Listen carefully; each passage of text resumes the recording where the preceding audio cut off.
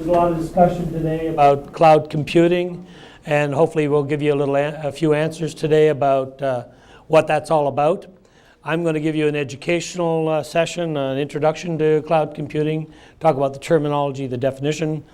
Ed Behan, who heads up our enterprise, is VP of our enterprise division business unit, is going to talk about how we're using the cloud for media applications for distance learning and corporate communications.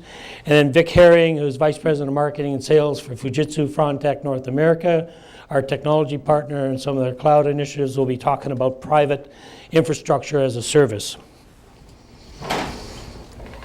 So I'm going to give you a 15-minute version of what is an hour-and-a-half training session on cloud computing. Anybody who's interested in the full session, let me know. We'll do that at the end of the day, or else we'll make the presentation available. Otherwise, I'm going to try to make you instant experts in a little less than 15 minutes. So we're going to talk about what's really pulling all the cloud computing from a market perspective, why there's so much hype, why there's so much growth. We're going to get into the standard definition and the basic elements of cloud computing and give you a couple of applications and wrap it up. This is an incredible field right now. There's a lot of growth in this industry. It's growing at about 20 to 30% growth. There's a lot of hype out there.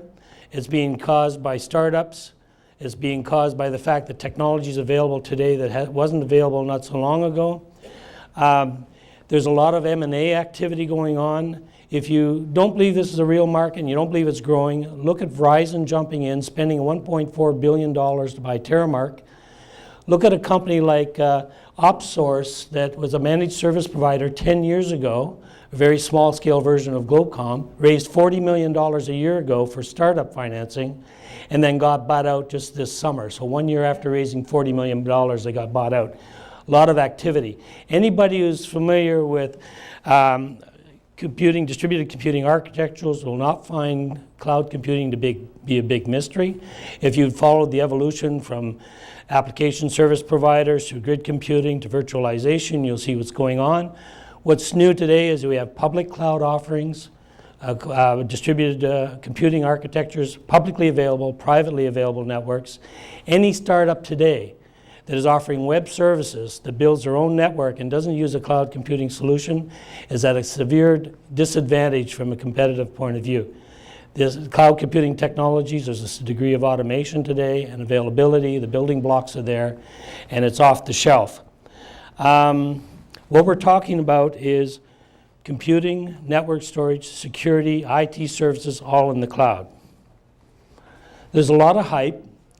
But if you actually do a Google search today, there'll be 5 or 6 new news articles today, probably in every newspaper you pick up, and there's good reason for that. Startups, as I mentioned, are jumping into this in a big way. It's an infinitely scalable technology. You look at Fujitsu, for example, in this article they talk about a $600 million R&D investment they're putting into cloud computing technologies. Netflix moved their whole operation into the Amazon Web Services a year ago. AT&T jumping on the bandwagon. There is a lot of hype. You can see it in things like, is cloud computing going to be the shot in the arm that our economy needs? That article talks about companies being able to offer web services and get in to start up new businesses without having to spend any CapEx. But if you believe it's all hype, all you have to look at is what Apple's doing with their iCloud. And as we talked about, the Edison of the 21st century, he believed in it. This company is one of the largest companies in the world, believes in it. This is where it's going, and it's going to change the nature of how we do computing and how we interface with data and content anywhere in the world. There is a definition. There's a lot of industry discussion about what is cloud computing. We're not talking about just doing stuff in the cloud. If you got Dropbox, you got Gmail, you're using the cloud. What we're talking about is the use of cloud computing technologies to provide a competitive advantage in offering a service to our customer base. That's the approach that Globecomm is taking. The industry has had, you put 5 engineers in a room, you get 6 definitions about what cloud computing is all about. National Institute of Standards has put a standard definition around the cloud computing model, and we'll get into the model in a few more slides. And what we're talking about is an on-demand having on-demand network access to a shared pool of resources. And the resources comprise memory, computing power, security, storage, networking. It's a shared pool.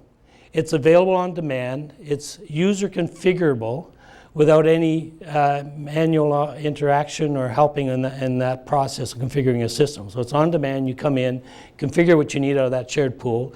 You use it for a long time. You let it grow with your needs. Or you use it for a short period, like people are doing for sporting events now, and then you get out and you pay per SIP. So those are all the basic elements, and we'll get into it in a little bit more detail in a few minutes. If you look at what's driving this, there's several things. As I mentioned before, anybody who's familiar with distributed computing architectures will not find any major news here. It's a natural evolution from where we started with mainframes to distributed processing, to internet access, to virtualization, to cloud services being offered. And that's a growth in automation. It's a growth in capability, but it's a natural evolution. This is a survey done by CA Technologies just down the road in, I keep wanting to call it Icelandia, but it's Islandia, just down the road here. And they did an industry survey. 80% of the companies that they looked at are already using one cloud service, one of their services in the cloud, and over 50% of them had deployed 6 or more services to a cloud-based service. What's interesting is, if you're familiar with, there's a story, I think Kennedy once used it in a presentation or a talk that he gave. The symbol for crisis in Japanese has 2 little characters, and one says opportunity and the other says danger. And if you look at what happened prior to the recession, that natural evolution from legacy networks through virtualization to the cloud was already happening. It was a slow growth in the industry, and all of a sudden, boom, we get the meltdown, we get a big debt crisis. Companies are struggling through that period. CapEx is drying up, and that's the time, if you look at all the big guys that are growing today in the cloud activity, in the cloud market, cloud industry, a lot of startups happen to this period. So here you are, an IT manager, you're trying to provide increased services for a company that's got dried up CapEx, and the world is changing, because right about the end of that period, we started seeing the iPads and a whole bunch of mobile devices coming into the market. Bigger demand on changing your services, a bunch of startups trying to get into to compete with legacy networks, and CapEx budgets are still capped. So all of a sudden this is an opportunity for people offering cloud services to jump in, offer this no CapEx, get a solution in the cloud, and that's one of the reasons you're seeing such high growth. It's like the server business taking off in the Y2K scare just about 11 years or so ago. Mobility is one of the major drivers. And it's not just mobility, there's 10 other major drivers, and there's the web link to, you can go and chase them all down. I like this table. This is a company called Kilobyte that offers a transcoding in the cloud service. You can see they ingest once, they transcode to multiple mobile devices. The reason I like this is only about 3 months old, this slide. We put it together for something else. And you see that on the left, on the top, the 3 major output formats from Flash through to the iPhone family through to the Android family.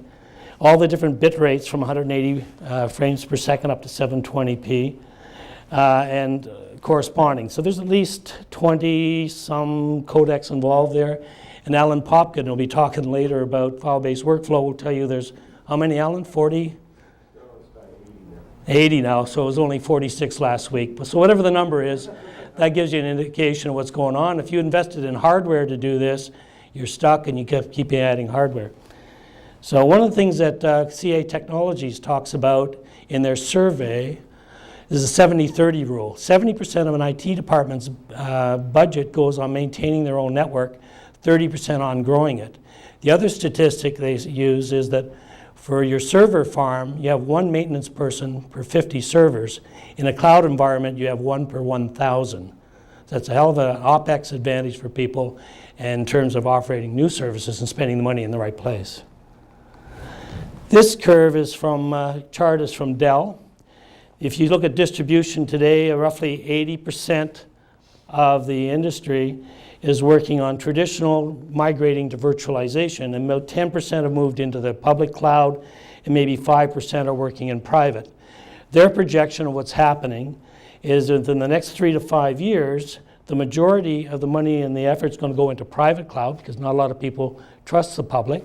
There will be a fair amount in public, less in legacy, and people have moved into virtualization somewhat on their own nickel.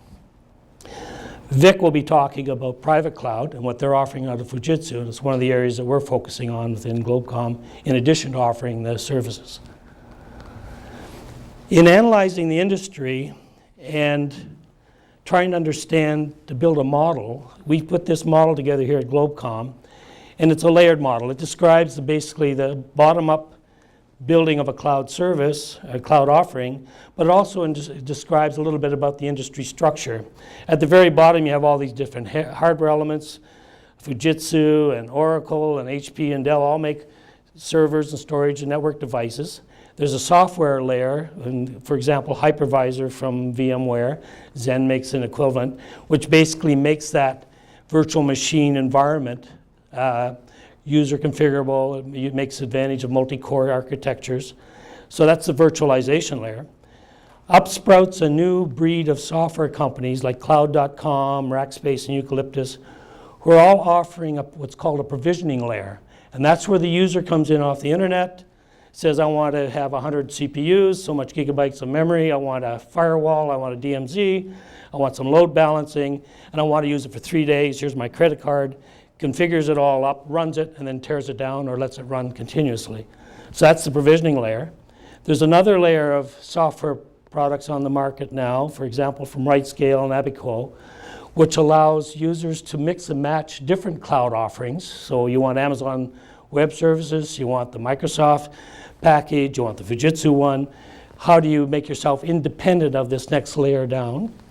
There are service providers that, like Amazon Web Services and Terramark, that are offering full services of various types. And then there's a cloud migration consultants out there that are helping people move from that legacy into the virtualization, into the private or the public cloud environment. These little stars point out a little bit about Globecomm's value added and where we're targeted. We offer full turnkey. We'll be offering full turnkey systems at the lower level. Also, as an expert in managed service and hosted service providing, we'll be offering services. And as also, we have a very strong consulting group out of the DC area that is growing into the consulting side of the cloud migration business. And we mentioned earlier the NIST, the National Institute of Standards, definition of what the cloud computing model is. And it basically comprises 5 major characteristics, 3 service models, and 4 deployment models. We'll be talking about public cloud, for example, is Amazon Web Services. Software as a service is Salesforce.com, for example. And the top 5 elements of the broad network access, resource pooling, we already talked about those. A little clue to where we are in the next 4 slides is the upper left-hand corner. So that's the only way you can tell where we are in this diagram. In the 1.5 hour training session, you need that to find out where you really are because there's a fair amount of data. So that's the overview of the basic model. We're just going to touch on all 3 of those quickly. So let's look at scalability as one example of the top, one of the 5 core characteristics of the cloud computing model. If you are looking at a sales forecast, which is that dotted dashed line in your sales forecast, guys, they're given it and they're always perfectly, it's always linear, no hockey sticks.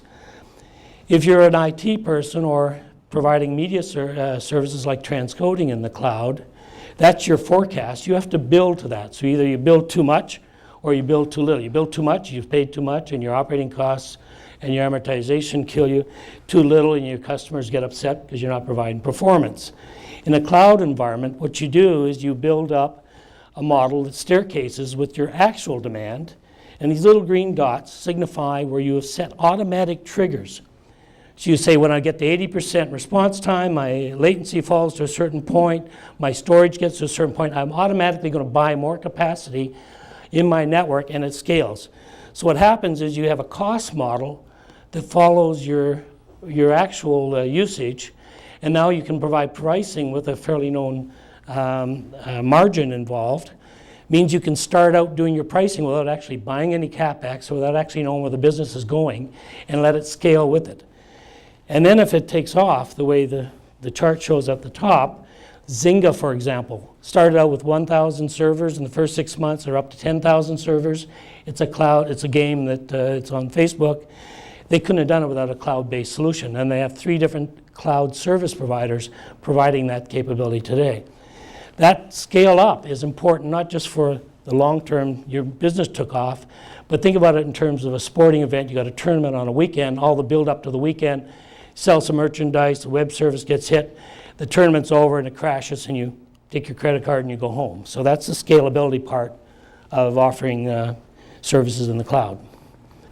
We'll be talking a lot about private cloud.